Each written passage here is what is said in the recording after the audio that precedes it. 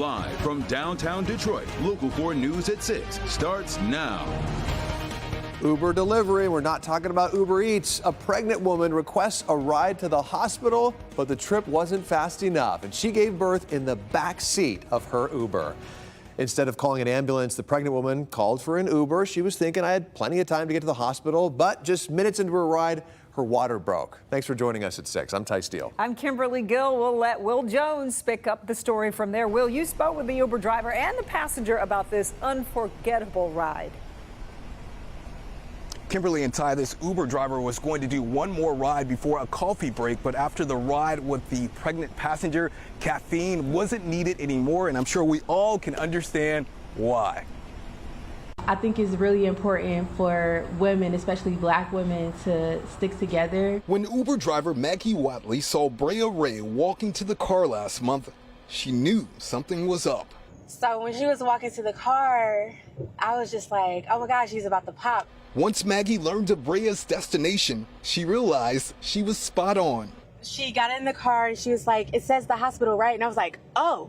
And I went and, started the ride. But just a few minutes into the ride from Romulus to Corwell Health Trenton, Brea's water broke. I remember asking her, I'm like, how long is the ride? And she said 15 minutes. I remember like 3 minutes, I just couldn't make it no more. I have a passenger that just went into labor in my car. Maggie pulled into the parking lot of Speedy Lube on King Road, and baby Grace was making her way into the world in the back seat. Okay. Is she delivering, ma'am? The baby just came out. The baby's out?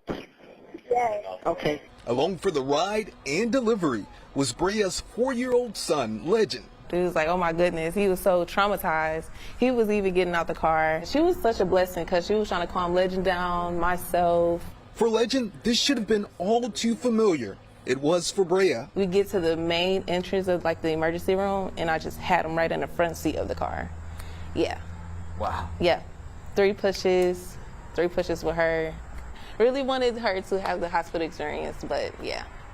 I just have my car babies, I guess. But baby Grace's arrival came with an unexpected gift for Brea and Maggie, a new friendship. I don't have my mom. She's deceased, so just having her just step in, it's a blessing. Life can get tough for all of us. We all go through things, and just having somebody in your corner can definitely lighten the load, no matter what it is that you're going through. I'm a helper. That's me by nature. Maggie learned that Brea doesn't have a car, so now she's working to get her one. And by the way, Grace is a beautiful, healthy baby girl. We are live. Will Jones, Local 4. And glad Grace and Mom are doing well, and Maggie just so cool, calm, and collected. The baby is out, she said. What a story, Will. We appreciate that so much. A federal judge has just upheld Hamtramck's ban on pride flags and other identity flags on city flagpoles, dealing a blow to multiple lawsuits filed against the city. Let's check in with Victor Williams, who's been following this story. He's live in Hamtramck for us this evening with the latest developments on this. Victor. Yes, hey there, Ty. So now with this ban being upheld, that means that you're only going to see the American flag, potentially the state flag, the city flag, and then maybe a few POW flags on city flagpoles, just like you said. This now also officially dismisses multiple lawsuits that were aimed towards the city in response to the ban. At least 2 people filed suits against the city of Hamtramck after it passed this ban back in 2023. This ban not only included pride flags, but any other identity-based flags on city flagpoles. So the main argument when these suits were being filed was that the ban violates free speech, equal protection, along with other constitutional rights. But the judge just recently decided to side with the city, claiming that government flagpoles are for government speech only and not the people who live in the communities. The judge, giving their reasoning behind the ruling, stated there's no evidence that the ban promotes religion. It's also considered to be a viewpoint neutral policy, and at the end of the day, the city has the right to restrict flag displays and limit it only to neutral categories like the U.S. flag, the Michigan flag, city flags, or even national flags. But some here in the LGBT community don't really agree with that. I feel like that's unfair because, as part of being LGBTQ, you know, we have a voice. We should have like a flag. We should be able to, you know, celebrate and not be ashamed. Like, I feel like if it's supposed to be constitutional rights and everybody should have their own rights, why can't we have a flag being held? Why can't it hang? It's something that we can be proud of, so why not? And we know that Hamtramck residents behind the lawsuits have to be disappointed, but once again, a judge has ruled to ban the city. The judge has ruled to uphold this ban on the city and pride flag. So once again, we're live right here in Hamtramck. Victor Williams, Local 4, back to you. All right, Victor, thank you. All right, some breaking news to tell you about right now. A white SUV and garbage truck collide. This is in Orion Township. It caused quite a mess here. No word on injuries, but as you can see, there's this green dump truck here is flipped onto its side near the intersection of Lapeer and Silver Bell Roads. Right now, police have the area taped off. Cars are being rerouted through the parking lot of a nearby business, it looks like. An investigation into what happened is ongoing. No criminal intent. That's the reason 15 people in Michigan who were accused of acting as so-called fake electors in the 2020 election were acquitted today. The defendants initially pleaded guilty to 8 felonies, including forgery. They're accused of signing paperwork falsely claiming that Donald Trump had won the Michigan election despite Joe Biden's 154,000 vote victory.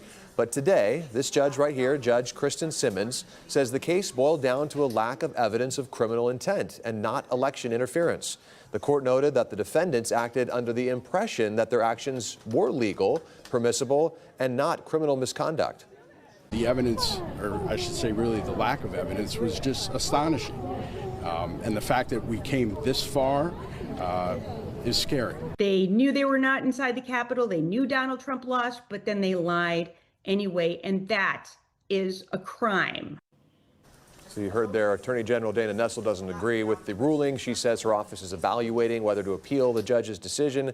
The judge also noted and pointed out that the electors had publicly touted about their actions, which is behavior that is inconsistent with somebody who has fraudulent motives.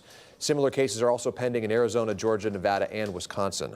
Detroit police cracking down on speeders on Gratiot. Detroit's traffic enforcement team out in full force looking to stop speeding and reckless driving. This comes after 2 deadly crashes within the last week, including an SUV slamming into a restaurant over the weekend.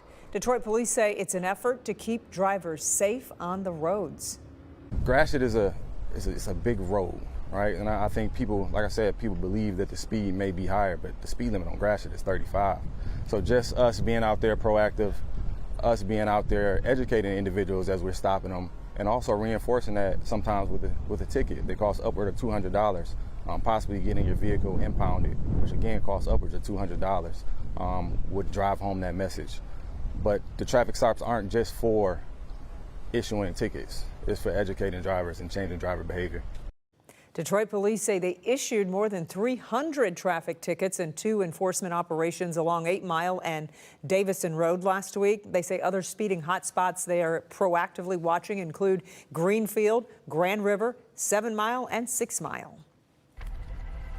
We have an update tonight on an alleged sexual assault at Van Antwerp Park on Detroit's west side. Now, Detroit police say a 34-year-old woman reported being forced at gunpoint from her car and assaulted inside a porta-john at the park here on Labor Day. Investigators identified a 27-year-old Detroit man as the suspect in this case, and they submitted a warrant request to the Wayne County Prosecutor's Office. However, prosecutors have denied that request, saying there isn't enough evidence to prove the case beyond a reasonable doubt. Detroit police say the investigation remains open.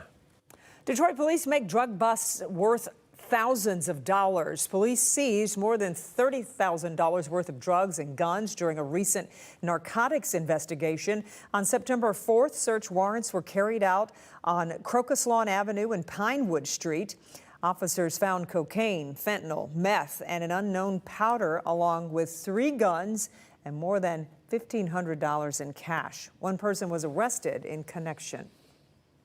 President Trump is planning to attend a Tigers baseball game this week. The White House confirmed he will attend the Tigers versus Yankees game on September 11th, marking the anniversary of the 2001 terrorist attacks in New York City.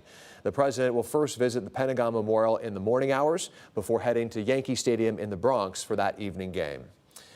One of the parade company's most beloved traditions is being celebrated tonight. You're looking live at Huntington Tower in Detroit for the annual Grand Jester reception. This year's Grand Jester is Dr. Dwayne Mizois, a longtime supporter who has marched as a clown for nearly 3 decades. He'll lead more than 200 community and business leaders down Woodward Avenue in the 99th America's Thanksgiving Parade, which, as you know, airs right here on Local 4. All right, getting to check on the forecast. Just a great day to do anything outside.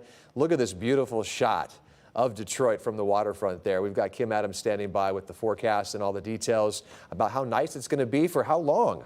A big, long stretch of nice, dry weather and warmer weather. We're not done with summer just yet. Still a little cooler than normal right now with temps only in the low 70s. We should be in the mid to upper 70s this time of year, and that's where we'll be tomorrow. Also, a thing to note tomorrow morning is that it won't be quite as cold for the kids out at the bus stop with temps in the mid 50s. Most mornings we've been in the 40s, so this will be a welcome change. And by noon, we're all the way into the low 70s before getting up to a high of 79. Now, that high of 79 is still above normal for this time of year by about 2 degrees. And then for Thursday, 81. And we keep the 80s around for at least 3 days before going back down into the upper 70s for the weekend. There's only one day when we have a shot of rain. We need the rain.